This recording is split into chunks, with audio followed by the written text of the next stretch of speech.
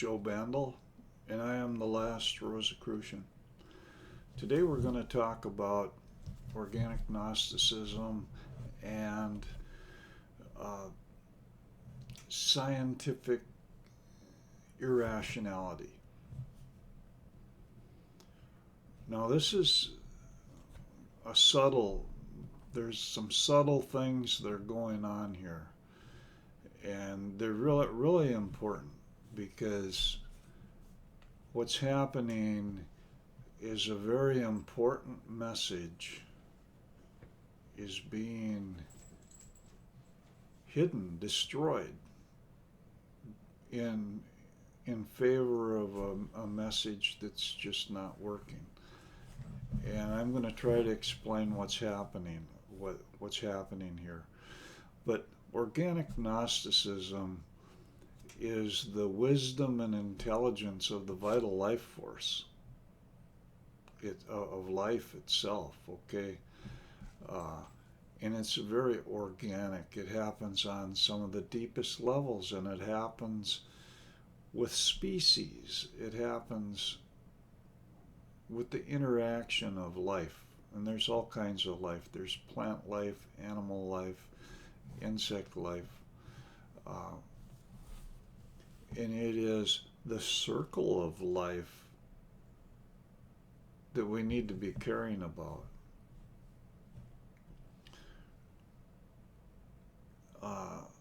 We have abused our planet. We have abused Gaia very, very seriously. And we have abused other species. We've abused other life forms. And there is an important need to be self-sustaining and self-perpetuating. We cannot continue to plunder non-renewable resources.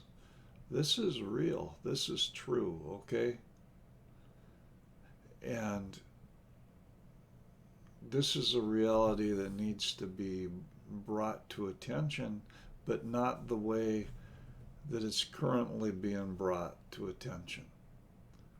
And I'm going to get into that in this video.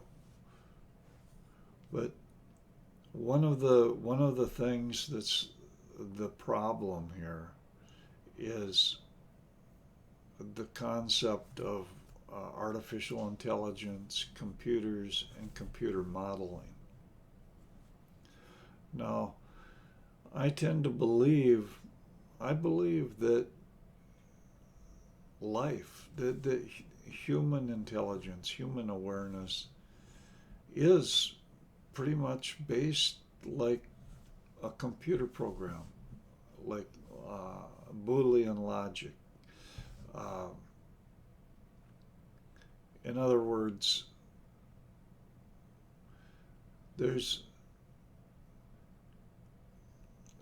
the human awareness is a very sophisticated computer. All right, I'll grant you that. I believe that. But it is billions of years in complexity. And it not only enables subtlety, but there's backup after backup through the genetic codes, and it has allowed life to evolve rigorously under all conditions. And we are far in advance of computers today, okay? What the human is capable of doing, what the human mind is capable of, is far beyond what any supercomputers can do, no matter what people say or think. And that's part of the problem here. Because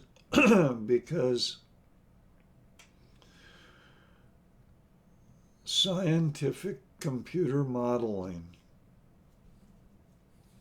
has taken the place of scientific observation. It's taken the place of truth. We just look at, we have a recent example with the coronavirus that we're struggling with today.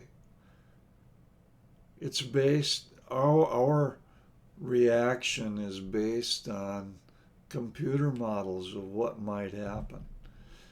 And lo and behold, the computer models are not accurate.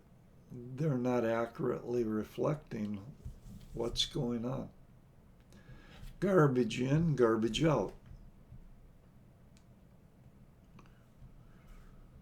Computer models are not sophisticated enough and to give accurate information. That's what's needed. And one of the biggest examples of this is in the idea of man-made global warming or anthropogenic global warming, climate change. Okay, climate change is happening. In my mind, there's no doubt about it, and it's a very serious thing, all right? But the idea that climate is changing because of carbon dioxide emissions, because of industrialization, is in my opinion, ludicrous. It's part of the problem. They have a model and they're trying to make that model fit. And increasingly, it's not working. And these scientists are bending things. They're creating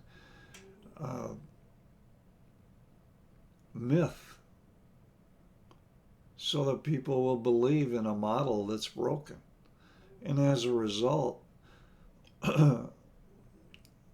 the model of global warming can be debunked, and that takes away from the true importance of the climate change itself. Pollution, the damage to other life forms, the damage to other species. Those are some of the things we should be talking about. Not carbon dioxide emissions, okay? But people don't get it.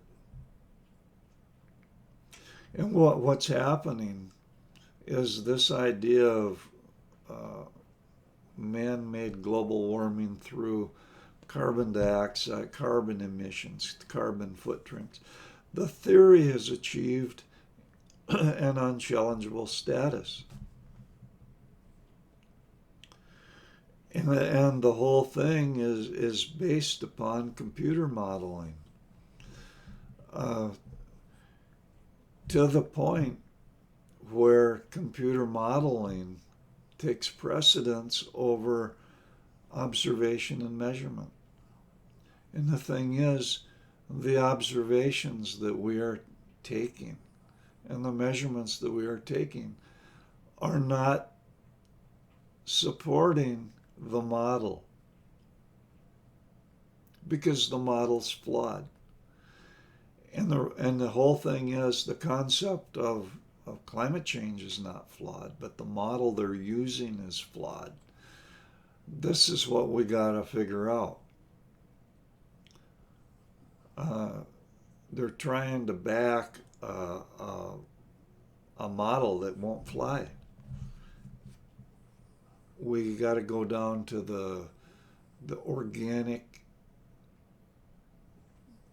nuggets there, the species to species, and how we are destroying the circle of life, not through something like carbon dioxide emissions or something like that. But they're not doing that. What's happening is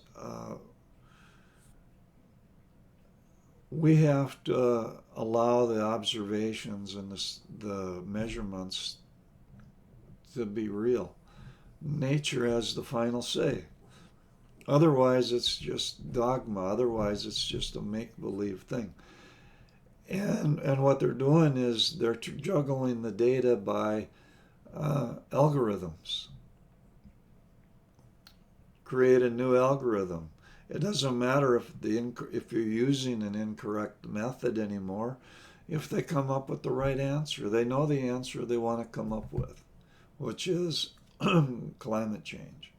So they're using all these false methodologies to justify climate change when they're barking up the wrong tree. Science has been replaced by the manufacture of myths, the subordination of facts to a ideology that's in the interest of this higher cause. Now, the higher cause being climate change and the importance of it, to the point that it doesn't matter what's true anymore. It's what matters is what people believe. And this is the dangerous thing, because this is an important subject. Gaia is in trouble. We have really messed Gaia up through strip mining, through pollution, through a lot of these things, and through our interaction or lack of interaction, or our endangering of other species, because we live in a world that is codependent. We have a cooperative existence, and we are acting as if we don't have a cooperative existence. That is true.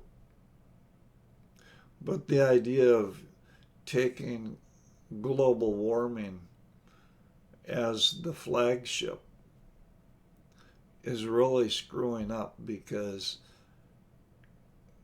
it's not reflective of the reality anymore.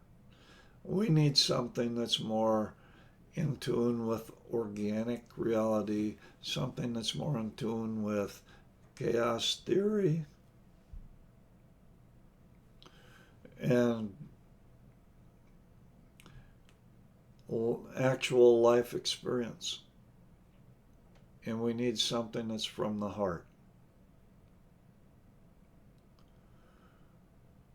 So, as so many things, we're going in the right direction, or we're trying to go in the right direction, but the way our thinking is, the scientific rationale, is flawed. It's not right. Well, that's all I have time for. I'll talk to you later. Thank you.